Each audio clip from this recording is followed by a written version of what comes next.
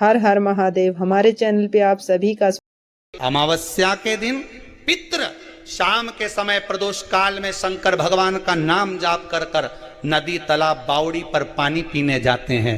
वहां से जल का आचमन कर कर पितृ अपने लोक को चले जाते हैं प्रदोष काल के समय पर। इसलिए प्रदोष काल में जलाशय के पास में बावड़ी कुआं नदी तालाब के किनारे पर दिया लगाया जाता है दक्षिण की ओर मुख कर कर बत्ती का। तो पितृ आशीर्वाद देते हुए जाते हैं कि फलो फूलो आगे बढ़ो उन्नति करो तरक्की करो। ये पितरों का आशीर्वाद रहता है, पितरों का वर रहता है। आप देंगे उसको मिलेगा। एक निवेदन आप सबसे करेंगे, दुख है ना थोड़ा सा अगर आपके जीवन में, शिव जी को आप जल चढ़ाना चालू कर दीजिए।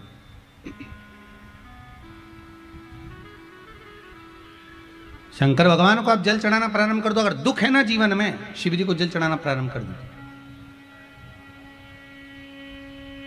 और एक निवेदन और करेंगे, अगर दुख समाप्त ही नहीं हो रहा है, कोई बीमारी एक पूरी होती है दूसरी लग जाती है, दूसरी बीमारी पूरी होती है तीसरी लग जाती है, तीसरी बीमारी पूरी होती है चौथी लग जाती है, कुछ प्रॉब्लम चली रही है, तो एक जल के पात्र में जल लीजिए, कलश लोटा पानी का भर लीजिए और उस पात्र में चावल के 2 दाने डाल लीजिए, अक्षत के 2 दाने डालिए। घर में से लेकर जाओ, थोड़ा सा जल बेलपत्री के वृक्ष के नीचे डाल दीजिए, थोड़ा सा जल पीपल के वृक्ष के नीचे डाल दीजिए और थोड़ा सा जल या तो आंवले का पेड़ मिल जाए या शमी का वृक्ष मिल जाए, शमी का वृक्ष मिले या आंवले का वृक्ष मिले, उसके नीचे डाल दीजिए। रोज शंकर के मंदिर में प्रतिदिन जाने वाले को और एक और चीज अपने स्मरण में रहे, अगर शिव के मंदिर नहीं जा सकते तो अपने घर में जो शिवलिंग है उस पर जल चढ़ाओ।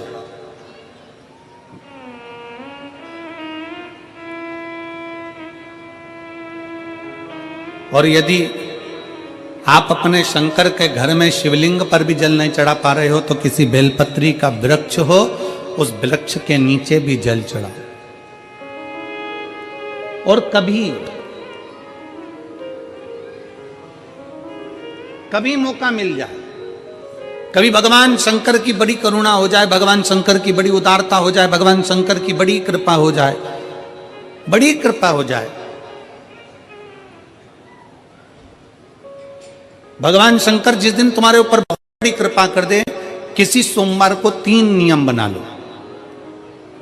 जिस दिन मेरा भोले बाबा तुम पर कृपा कर दे उस दिन सोमवार का एक नियम बनाओ कि महीने का एक सोमवार मुझे ऐसा करना है, 3 नियम धारण करना है महीने के सोमवार को। पहला, सुबेरे जाकर शंकर भगवान को 1 लोटा जल चढ़ाना है। दूसरा, दोपहर के समय पर जाकर मुझे बेलपत्री के वृक्ष के नीचे एक चावल का दाना रखकर बेलपत्री की 7, 11, 21, 108, 51 जितनी परिक्रमा आप लगा सकते हो वो लगाना है। और तीसरा, बेलपत्री के वृक्ष के नीचे और शंकर के मंदिर के दरवाजे पर मुझे एक घी का दीपक लगाना है। बस ये 3 नियम जिसने महीने में एक बार ले लिया, समझ लो उसको पीछे हटने की जरूरत ही नहीं, वो आगे ही बढ़ेगा। महीने के किसी एक सोमवार का ऐसा नियम बना लो कि मुझे 3 नियम धारण करना है महीने के किसी भी एक सोमवार को। हम ये नहीं कहेंगे कि तुम सोमवार 5 पढ़ रहे हैं तो 5 को करो, 4 पढ़ रहे हैं तो 4 को करो, 3 पढ़ रहे हैं तो 3 को करो।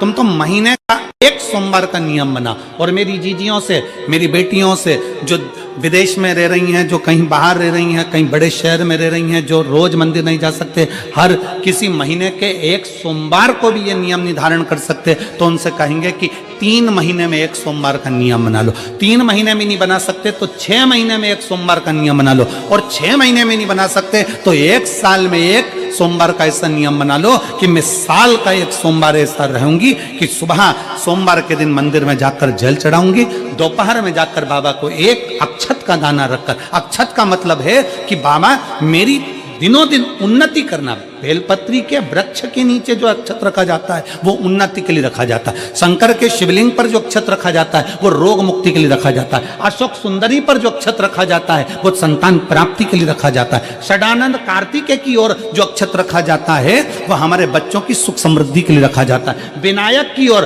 गणेश जी की ओर जो अक्षत रखा जाता है वह हमारे घर में कोई मंगल कार्य आ जाए उसके लिए रखा जाता है। और जो पीठिका होती है जिस पे शिवलिंग रखा होता है, पार्वती जी का हस्तकमल, उस पर अक्षत रखा जाता है तो नारी के अखंड सौभाग्य के लिए रखा जाता है। अक्षत रखने का भी तरीका है।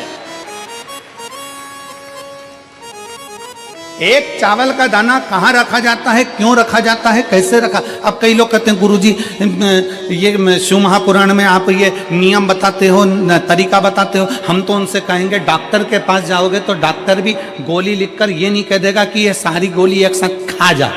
डॉक्टर भी कहेगा ये गोली सुबह खाना है, ये गोली शाम को खाना है, ये गोली दोपहर में खाना, ये गोली भूखे रहकर खाना। बोलो सही है कि गलत है। ये रात्रि को खाना खाने के बाद खा लेना, ये खाना खाने के पहले, ये नाश्ते के पहले। और सुनो ये दवाई, ये वाली पीछे वाली जो दवाई लो ना इसको दूध से लेना, ये वाली जो दवाई लो ना इसको पानी से लेना। और सुनो ये डब्बी है इसको पानी में मिलाकर फिर पीना। दवाई लेने का भी तरीका है, उसी तरह शिव महापुराण में एक एक अक्षत का भी तरीका है और एक एक बेलपत्री का भी तरीका है। अब मान लो कई लोग कहते हैं गुरुजी आप ये तरीका बताते हो शिव पुराण के माध्यम से, कई लोगों के मन में संशय जागता है। तो अगर हम एक साथ चावल चढ़ा दे तो उसका क्या तरीका है। तो हमारा निवेदन है डॉक्टर जो दवाई ले एक ही बार में निपटा जाए, एक ही बार में खा ले। दवाई एक बार में पूरी खा गए असर नहीं करेगी, इसमें डॉक्टर का कोई दोष नहीं है। उसने तो बताया था ऐसे लेना ऐसे लेना। और तुमने मैं डॉक्टर साहब ने पूछा दवाई पूरी ली, शाम की दवाई भूल गई थी, सवेरे की दवाई भूल गई थी, ये दवाई भूल गई थी। डॉक्टर कहेगा हमने तो नियम बताया तब तुमने नहीं खाई तो असर कहाँ से करेगी। तुम असर कब करती है जब हम पूजन के तरीके को जान जाएं, जब हम अर्चना के तरीके को जाएं। आप साल भर का एक सोमवार निकाल लो, 6 महीने का एक सोमवार निकाल लो, 3 महीने का एक सोमवार निकाल लो, महीने का एक सोमवार निकाल लो, अपने से दिल में बन जाए तो एक सोमवार ऐसा निकालो जिसके 3 नियम धारण हो। पहला, उसी सोमवार जिसको कर रहे हो उस दिन सुबह जल चढ़ाना। दूसरे, दोपहर के समय पर जाकर बेलपत्री के वृक्ष के नीचे एक चावल का दाना रखना और परिक्रमा बेलपत्र की जितनी तुमसे बन जाए, जितनी तुम्हारे शरीर की कैपेसिटी हो, जितना तुम्हारा शरीर चलते बन जाए। हम तो ये भी नहीं कहते कि तुम भूखे रहकर भगवान का भजन करो, हम कभी नहीं कहते। हम तो यहां तक कहते हैं, हमारे पुष्टि मार्ग में यहां तक कहा गया कि वल्लभ कुल की एकादशी करो, भले बकरी जैसे चरो पर एकादशी करो। हम तो यहाँ तक कहते हैं कि बहुत समय से कल मेरी एकादशी है, एकादशी है, एकादशी है, एकादशी है, पूरे घर को हिलाकर रख दिया एकादशी है, एकादशी, एकादशी है। बहू टेंशन में, बेटा डिप्रेशन में, पति पपीता ला ला के, सेव फल ला ला के, मूंगफली का दाना ला ला के, काजू कतली ला ला के, सेव फल ला ला के, और सारा सामान साबूदाना और खिचड़ी और ना चिप्स ना जाने क्या क्या ला ला के बेचारा पति एकादशी आती है वो नौमी से चिंता में पड़ जाता है।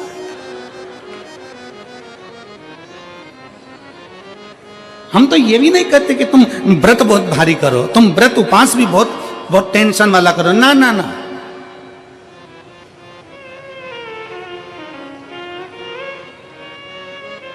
अपने को व्रत उपास भी इतना बहुत भूखे रह रहे हो, बहुत प्यासे रह रहे हो और मालूम पड़े कि भगवान हमें मिलेगा, भगवान हमें मिलेगा। भगवान कहता है कि देख भाई, मैं भी भूखा नहीं रहता, तू भी भूखा मत रहे, मैं भी चकाचक रहता हूँ, तू भी चकाचक रहे, मैं भी अपने। और भगवान शंकर तो ये भी कहते हैं कि अपना परिवार में मत छोड़ो। मेरे पास में पार्वती भी, एक ही देवता है जो विद फैमिली मंदिर में बैठता है। शंकर जी हैं तो पार्वती जी है, तो गणेश जी हैं, तो कार्तिकेय जी हैं, तो नंदी है, सब मंदिर के अंदर चाहिए। शंकर भगवान अपने पूरे परिवार के साथ। शंकर जी तो ये कहते हैं अकेले तुम क्यों रहते हो।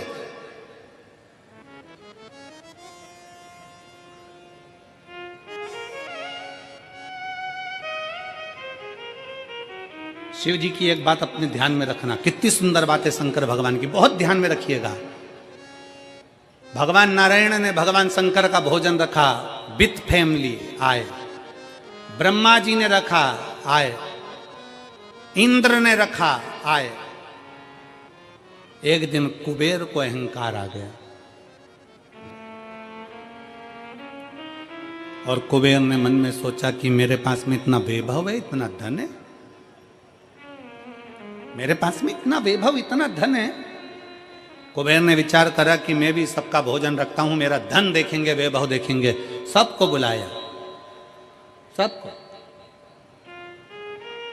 अब कुबेर जी को मालूम पड़ा कि भगवान विष्णु के यहां तो केवल 2 हैं, ब्रह्मा जी के यहाँ 2 हैं, इंद्र के यहाँ 2 हैं, गरुण वरुण सारे देवता के यहाँ 2 हैं, शंकर भगवान की फैमिली बड़ी है।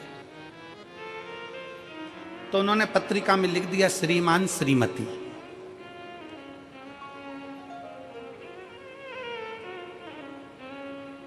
केवल 2, सबके यहां मेरा भोले बाबा गया, मेरे शंकर गए, पर कुबेर के यहां पर जब पत्रिका देने के लिए कुबेर शंकर जी के यहाँ गए, शंकर जी ने पत्रिका को देखा तो उसमें लिखा था कि शंकर पार्वती पधारे, श्रीमान श्रीमती आए।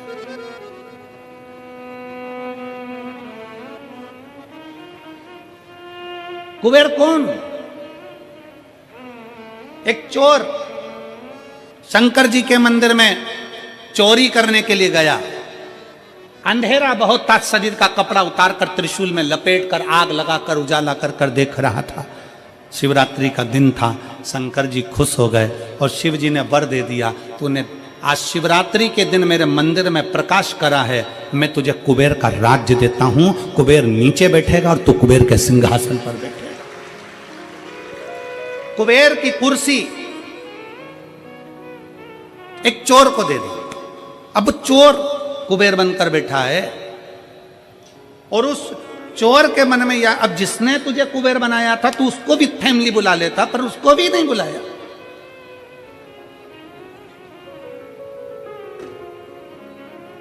नहीं बुलाया।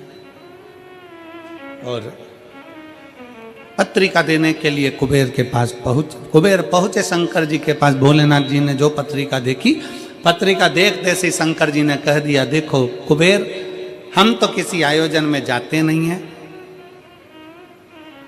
2 जनी का भोजन है, हमारे घर में 2 बेटे हैं, हमारा बड़ा बेटा कार्तिक 1 जनी का ही भोजन करता है और हमारा दूसरा बेटा गणेश 2 जनी का करता है, तो हम गणेश को भेज देंगे, हिसाब बराबर। कुबेर को लगा कि गणेश इतना छोटा सा वो क्या खाएगा। शंकर भगवान बोले, वो तो बाद में पता चल जाएगा, तू जा। अब कुबेर ने निमंत्रण रखा, 33 कोटि देवताओं के लिए भोजन तैयार करवाया, मंगवाया, भोजन बनवाया। और इतने में सबसे पहले गणेश जी पहुंच गए। कुबेर की पत्नी दौड़ कर आई, दरवाजे पर गणेश आए, शंकर जी के पुत्र। कुबेर ने कहा आने का समय तो 6 बजे था, ये तो 4 बजे ही आ गए। पूछ के आओ इतनी जल्दी क्यों आ गए? गणेश जी से पूछा तुम इतनी जल्दी क्यों आ गए? तो कहा पिताजी ने कहा कि पहली पंगत में निपटाया।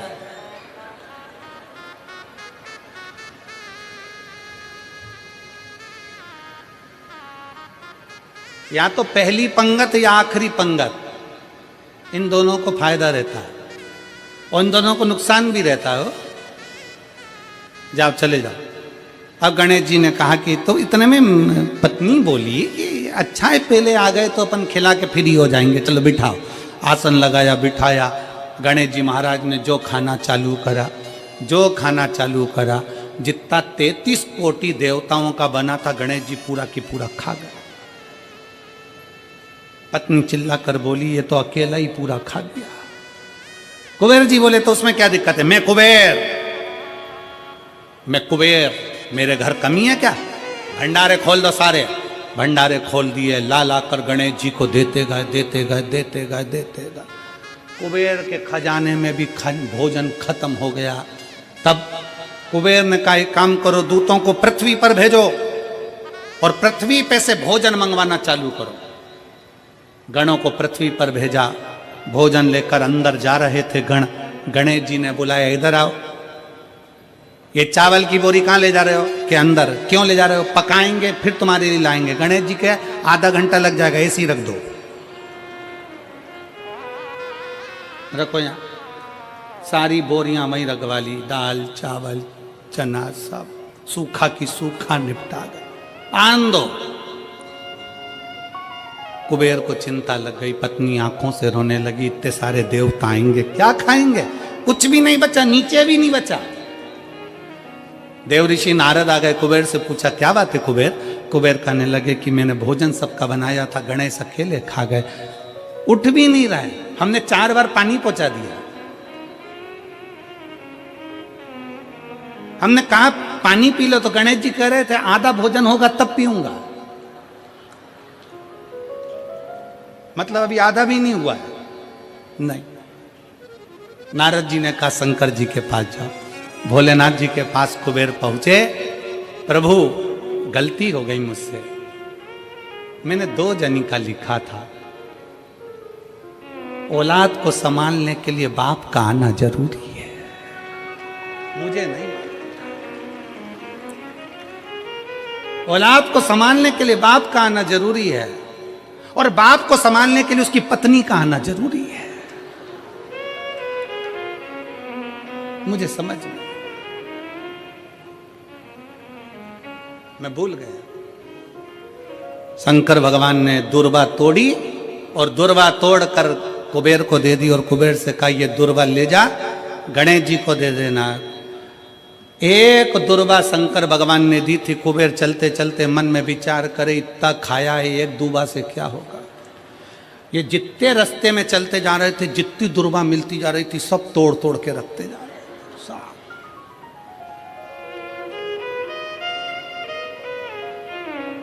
सारी दुर्वा लेकर गणेश जी को दे दी, तुम्हारे पिताजी ने भेजी है। गणेश जी ने एक दुर्वा दांत में ली और पेट पे हाथ फेर के बोले, कुबेर भैया कल कितनी बजे आना है? कल कितनी बजे आना? कुबेर के मेरी सौगंध है, जब तक तुझे कोई बुलाए नहीं तब तक तू जाना नहीं, और जैसे ही तुझे कोई उठा दे तो तू उठ भी जाना, तेरे हाथ जोड़ो। तब से ब्याहों में गणेश जी को बुलाते भी हैं, छोड़ के भी आते हैं, मंगल कार्य में लेकर भी आते हैं, छोड़ कर भी आते हैं।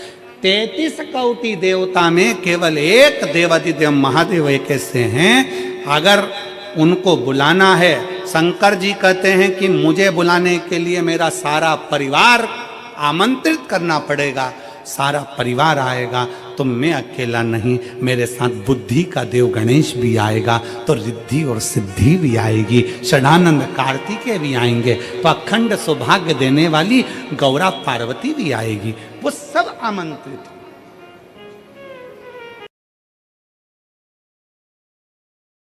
हर हर महादेव। हमारे चैनल पे आप सभी का स्वागत है।